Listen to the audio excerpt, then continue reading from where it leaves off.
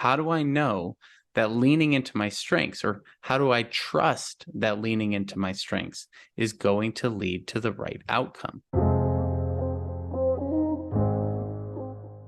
Hey there, my name is Martin McGovern, founder and lead coach at Career Therapy, and I wanted to share a quick recap from our group coaching call today. Today, we discussed our strengths and how to leverage them in order to find what jobs and what careers are right for us.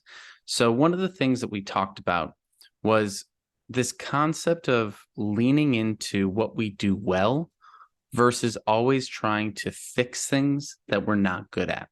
And I think a lot of things in the job search are heavily focused on where you're lacking, where you're failing, where you're not doing enough, right? Even in the curriculum that I have in my program, it lays out step by step all the different aspects of the job search, from how to pick what role you want to how to network, how to interview, negotiate, etc. But all of those things are put through, a very specific lens, and that lens might not be perfect for everyone. What works for an introvert might not work for an extrovert, or vice versa. What works for someone who's very data-driven might not work for someone who is very people-driven. You might take this information, try it out, and it won't work perfectly, or it won't feel like it fits your style in the exact right way. And one of the things that I was encouraging everyone to do today was to really sit down and ask themselves, what are my strengths? What do I bring to the table that's different than other people? And how can I adjust these tips and tricks and guidelines to fit my style? A good example of this is networking. There's a lot of different ways that we can network, right? You can network one-on-one and set up coffees with people. You can join professional organizations. You can go on Discords and do it digitally. You can join volunteer groups. You can build your own meetups and host those. You can become a speaker. You can start a podcast. There's so many different ways that we can network, and we need to tailor it to our individual skill sets. Now, what are those individual skill sets? What are different things that we can leverage as our strengths? And in the call today, we went through just a few for the folks that were there, right? So one of the people on the call said that their strength was being able to connect dots, and how they might be able to bring that into their job search is to be a bit more intentional with the things that they apply to. Rather than trying to go for quantity, they could focus on quality. Now, this is in stark contrast to another person that I coached who is very data-driven and is a coder. That person built a software that could apply to jobs for them. So they set up the software and it started to apply to hundreds and hundreds of jobs. Now, that approach is quantity over quality, right? So someone who's a little bit more people-oriented might go quality over quantity. Someone that's a bit more technically focused might be quantity over quality. Those two approaches lead to the same outcome, just in very different ways. As we discussed all these things, another question came up, which is, how do I know that leaning into my strengths, or how do I trust that leaning into my strengths is going to lead to the right outcome? Now, this is where we have to shift our focus on what the outcomes that we're looking for might be. I think generally speaking, when it comes to the job search, we're only focused on one outcome, and that's, did I get a job? Yes or no. But that's not really the best outcome to be looking at, because you might find a job only to find out it's the wrong job, that you don't fit there, that it doesn't actually utilize your skills, or it doesn't pay well, or there's a catch of some sort once you get there. So what should we be focused on if it's not just that job outcome? What are the indicators that we can catch along the way to show that we're on the right track? This is where we have to really pay attention to positive feedback loops. One of the things that you can do when you're doing the job search is really try and get in touch with what we've already talked about, which is your core skill set, and then look for evidence that what you're doing with your core skill set is leading to better connections with the people that you're meeting in the job search. So let's say, again, you're really data-driven in your job search. So you put together a data-driven job search and you start going out and applying it.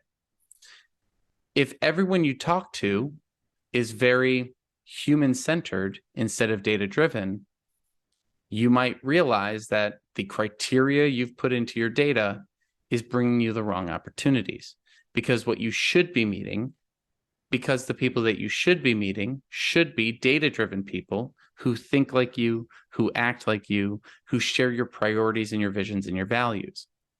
This is similar to dating in a lot of respects. If you're going on a bunch of dates and they're not going well, it's probably because you're putting yourself out there in a way that doesn't align with your own values. But if you're putting yourself out there in a way that aligns with your own values, you should be meeting people who also align with your values. And it makes things easier and easier and easier as you go. I'll share a quick personal example. When I was in advertising, I had a lot of things that I was really interested in from a behavioral science and psychology standpoint. But it wasn't really what the rest of my coworkers were into. Not that the things that they were into were any less valid than the things that I was into. They just weren't aligned. But then when I moved into the education space and I was surrounded by people who loved talking about human psychology and learning and how to improve learning systems for maximum growth, I fit in much better. And the conversations I wanted to have were the same conversations that they wanted to have.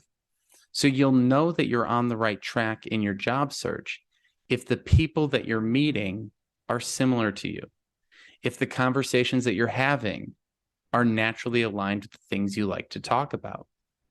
It's hard to convince someone to give you a job around a topic that you don't enjoy talking about, because they'll ask you about it in the interview and you won't know what to say.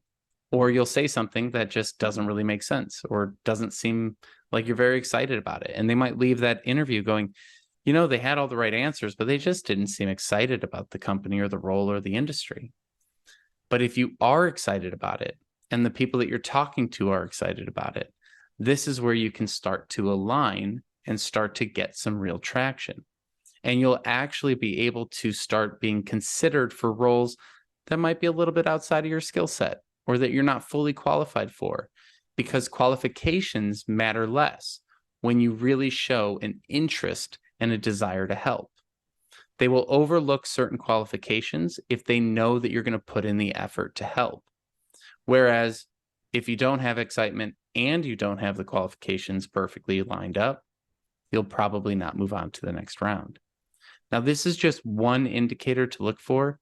There's lots of other things. And if you have ideas or disagreements or additions that you'd want to add to this analysis, please let me know in the comments. There's no one right way to do the job search. There are systems that you need to adjust to your style. And then there are positive indicators that you need to look out for that show you're moving in the right direction.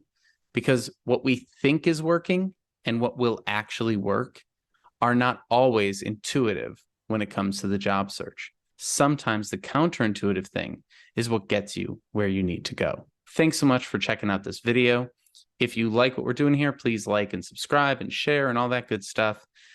If you're interested in coaching, we have new options for the Unstuck Career Coaching Program. Just head over to careertherapy.com to see our once per month, twice per month, and 4 times per month coaching options. All of our coaching options come with weekly group coaching sessions, which this is a recap from. And if you head over to careertherapy.com, you can set up a time to chat with me to see if coaching is a good fit for you. At the end of the day, my hope is that you find a career that fits your lifestyle. So let me know if you have any questions or other topics you'd like to hear about in these videos, and I wish you all the best in your job search. Thanks for stopping by.